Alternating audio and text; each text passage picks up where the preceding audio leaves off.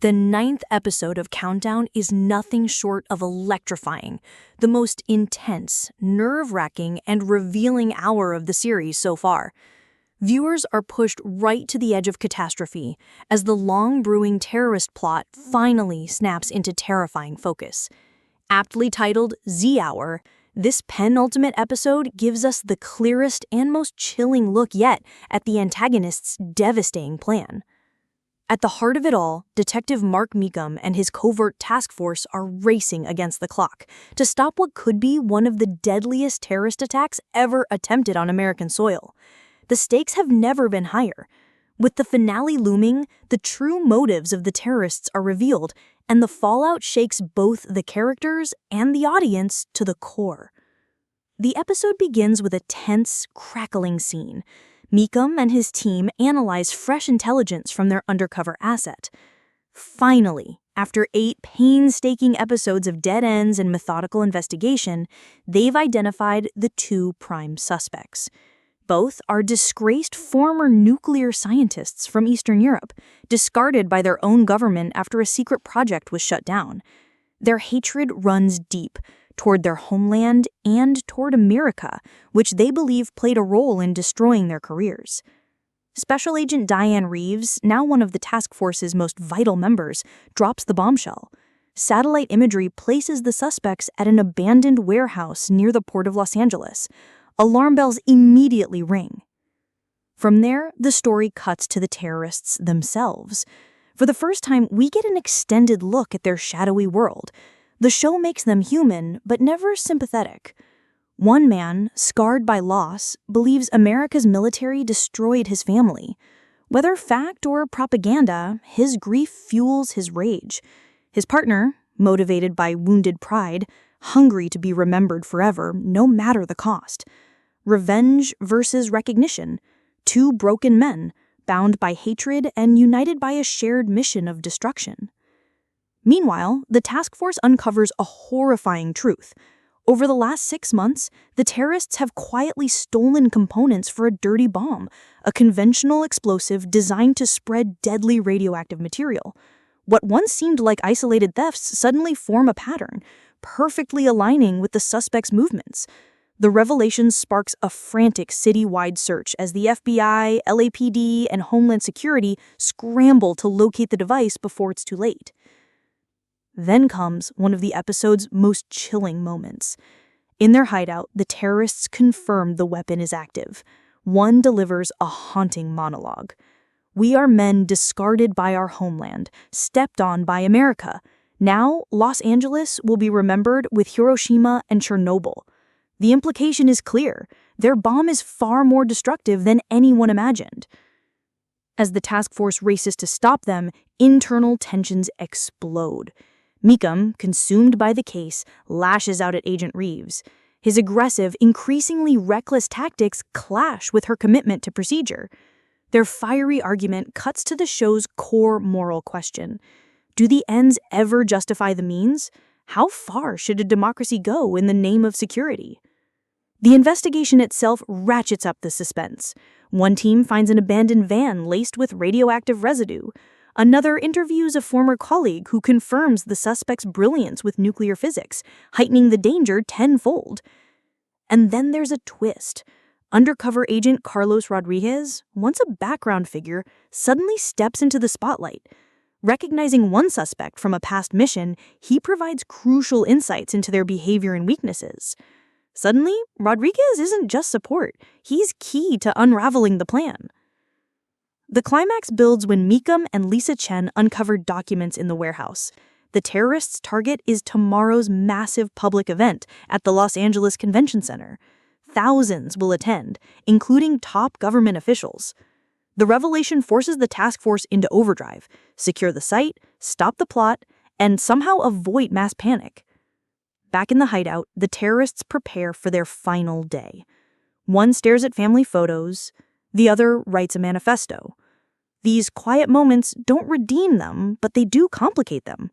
Men driven not only by hate, but by tragedy, pride, and manipulation. As the finale of the episode approaches, the tension snaps like a wire. The task force traces the terrorists' signal and launches a daring raid. Mechum insists they strike immediately, refusing to wait for backup despite Reeves' protests. His gamble, his burden. The raid sequence is breathtaking. Claustrophobic corridors, heart-stopping silence, then a sudden breach. But inside, only equipment. No terrorists. It was a decoy. The real attack is already in motion. And worse, the timeline was wrong. It's not tomorrow, it's today. The episode ends with Mechum receiving a call multiple devices have been planted across Los Angeles. What was thought to be a single catastrophic strike is now revealed as a sprawling, city-wide nightmare. The climax is brutal. Will the task force find and disable all the bombs in time, or is Los Angeles doomed? Beyond the action, the episode deepens the human stories. Mechum's fractured relationship with his daughter cuts deep when she calls asking if he'll make it to her birthday dinner. He can't answer. His silence says it all. His crusade against terror has cost him the very family he's trying to protect. Reeves, too, bears her past, revealing why she clings so fiercely to rules, the loss of a friend in a previous attack. Both personal stories weave into the bigger picture, grounding the thriller in emotional truth. The series also refuses to shy away from realism. Turf wars between the FBI, LAPD, and Homeland Security threaten the operation, each agency more concerned with reputation than results. These moments highlight the messy, political reality of counterterrorism work. Technically, the episode is a masterpiece. The direction never lets up. The cinematography in the terrorists' lair drips with dread, and the score pulses with restrained menace, amplifying the tension without ever overwhelming it. By the end, Countdown isn't just a procedural anymore. It's transformed into something more ambitious, a gripping examination of radicalization, politics, and the human toll of endless war.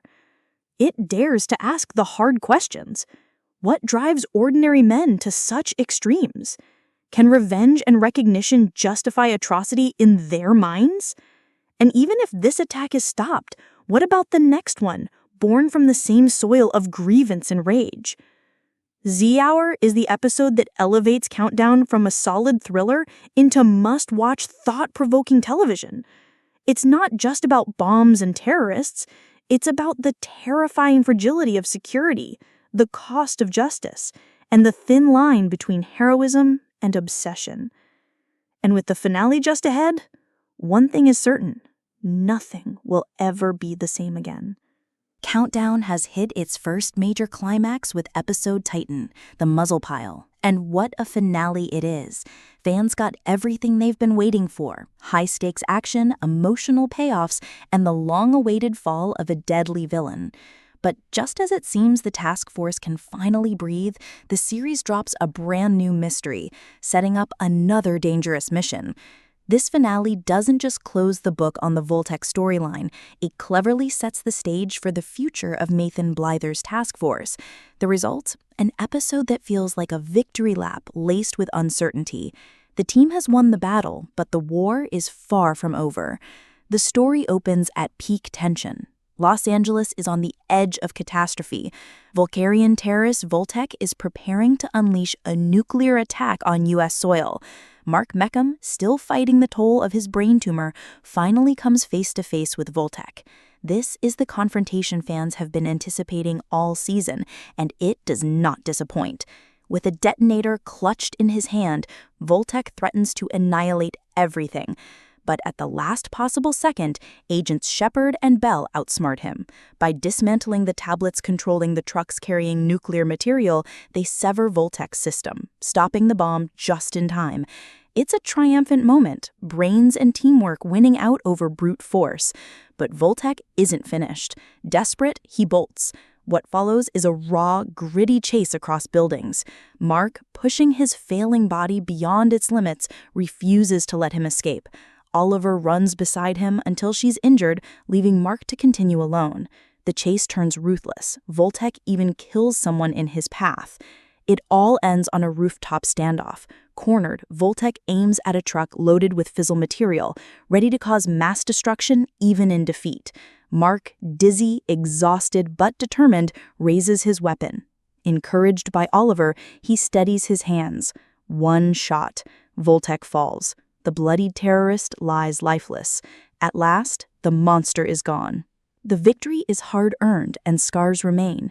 But for the first time, Nathan Blyther's task force stands tall.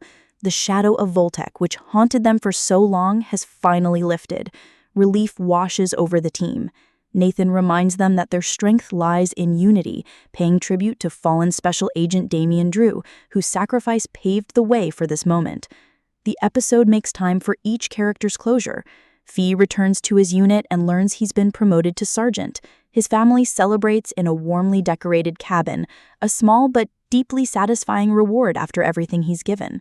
Agent Shepard, meanwhile, receives a transfer to Washington, D.C. Before leaving, Belle takes her to dinner, hinting at something deeper between them.